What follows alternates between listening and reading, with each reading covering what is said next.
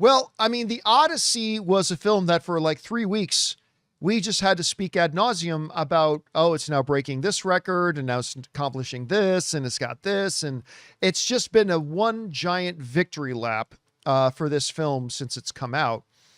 And the question then became, was not, it changed from could Odyssey actually hit $1 billion?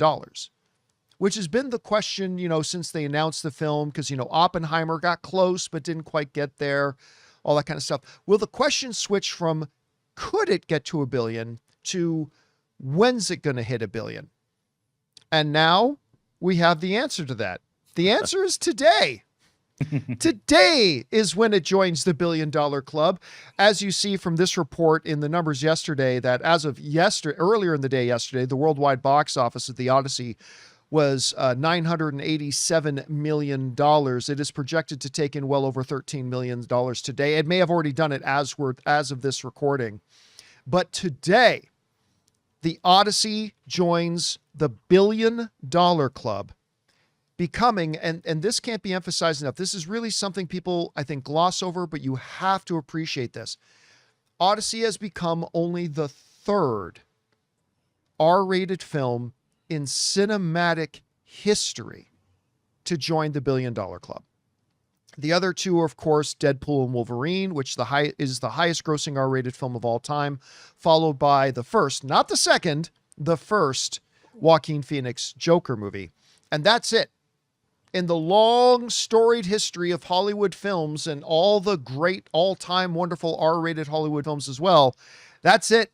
Only those two have joined the $1 billion club.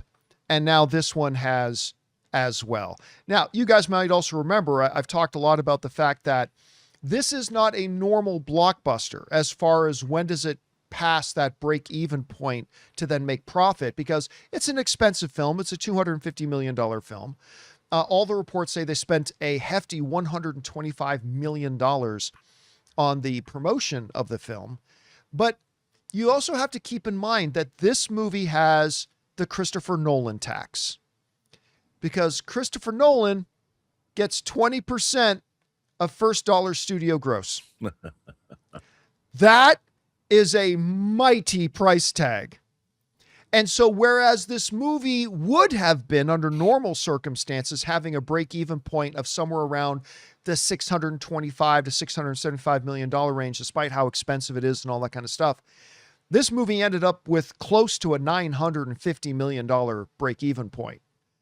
Well, that's fine, because they can now say that The Odyssey is officially also a profitable movie. So is Christopher Nolan.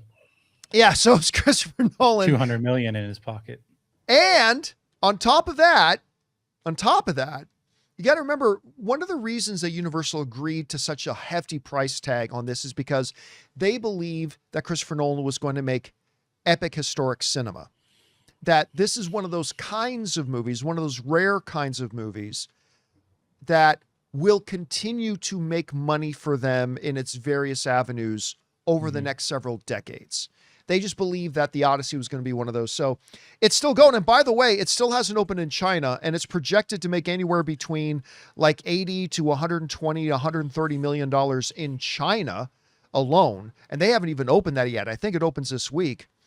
And then, of course, it still has, I was getting reports from people writing into the live chat today saying their local 70 millimeter IMAX screen is still booked for the next several weeks. Oh, so yeah, this it's thing, into September. Yeah. So what I did not think was a possibility ever, like, could it get to $1 billion? It's possible.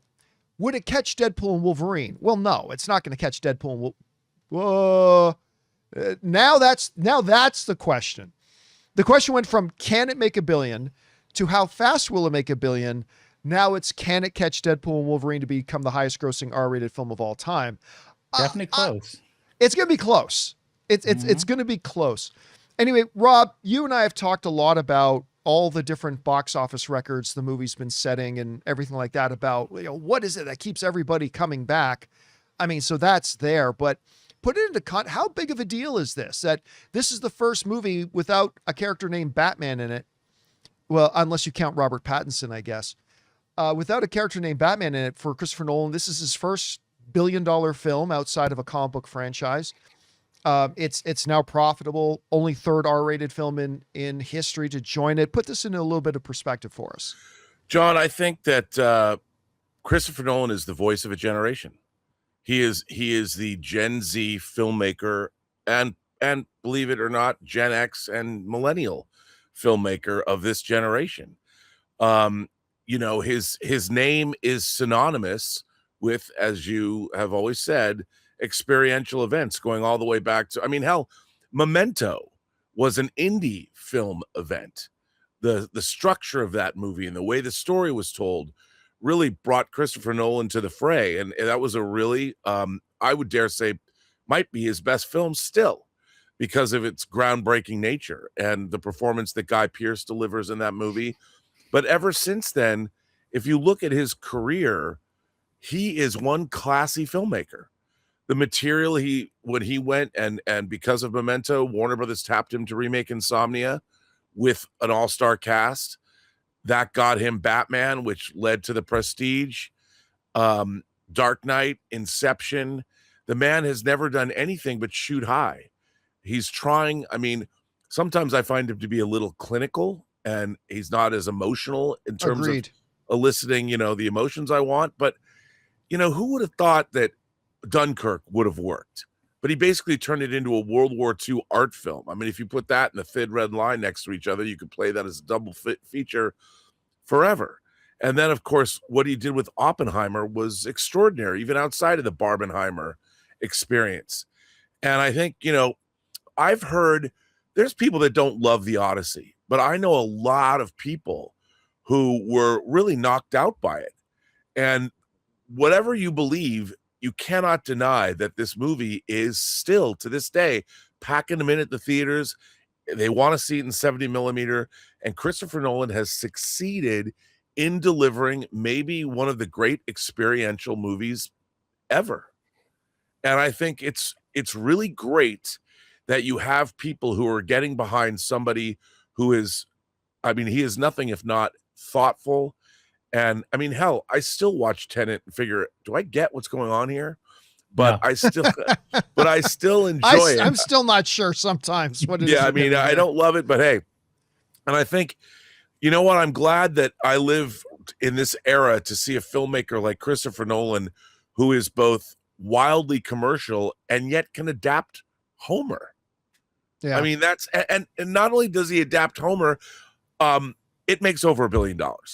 That means, in my mind, if Christopher Nolan told me that he wanted to make the Bluey live action feature, I'd say, you know what? More power to him. Well, think about this. Think about this. Okay, let's rewind 4 years. Let's go back 4 years. And take like Christopher Nolan's name out of it. Say, hey, you know, there's going to be 2 movies coming out in this couple of years. One is a period piece biopic about the guy who created the nuke.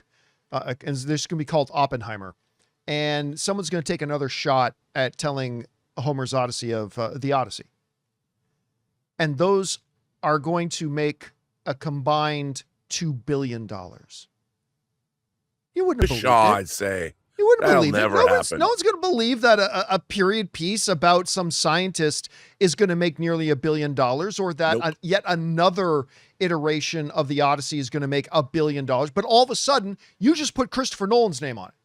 Then you put Christopher Nolan's name on it, and 4 years ago we would have gone, yeah, oh wait, maybe, maybe, and that's the power. Go ahead. Yeah, we would have looked at it as another sword and sandal movie. Yeah, that's played out, and people don't want to go to the, especially post-pandemic, and we would have written it off. And as far as Oppenheimer, we would have thought $150 million, you know. Yeah, who's going to go see that? No one. Who wants that and who's asked for that? Nobody. And then all of a sudden you just put Christopher Nolan's name on it and it's like must-see cinema. Anyway, guys, question is for you. What do you think about that? The Odyssey has now become the 5th billion-dollar film of 2026, joining the likes of Spider-Man, the Mario Galaxy movie, Michael. What else do we have up in there? Toy Story 5. And now, of course, we have the Odyssey. Whatever you guys think about this, jump down into the comments section below and let us know your thoughts. Guys, we want to take a second and thank a sponsor of today's video, Mars Men. Guys, you know that one of the frustrating things about getting older is realizing that the things that used to come naturally suddenly require a lot more effort. You wake up tired, workouts feel harder, recovery takes longer, and by the middle of the afternoon, your energy and focus can completely disappear. And that's where Mars Men comes in. Mars Men is designed to support healthy testosterone levels, natural energy, and stamina using 8 clinically dosed ingredients. There are absolutely no synthetics or needles, and it's made in the USA and third-party tested. Some men report steadier energy, stronger workouts, and better recovery, and it comes with a 90-day money-back guarantee. For a limited time, our listeners get 50% off for life, plus free shipping and 3 free gifts at mengotomars.com. That's mengotomars.com for 50% off and 3 free gifts when you check out. After you purchase, they'll ask you where you heard about them. Please support the John Campea Show and tell them we sent you.